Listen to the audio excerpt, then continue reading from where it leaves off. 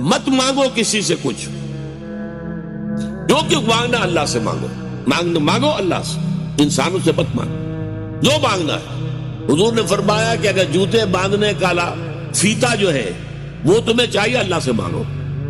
ابھی اللہ کا معاملہ کس ذریعے سے پہنچا دے، کس کے دل میں ڈال دے، کیا شکل پیدا کر دے، انسانوں کے سامنے دست سوال دراز مت کرو۔ لیکن دوسری طرف اگر کوئی اپنی ہتھیلی آپ کے سامنے کر ہی دے تو اسے ٹھوکر مت مارو۔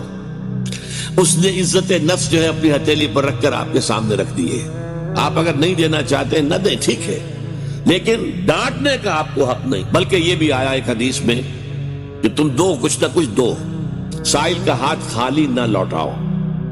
یہاں تک ایک حدیث میں الفاظ ہیں سائل کو ضرور دو، خواہ وہ گھوڑے پر سوار ہو کر تمہارے پاس آیا۔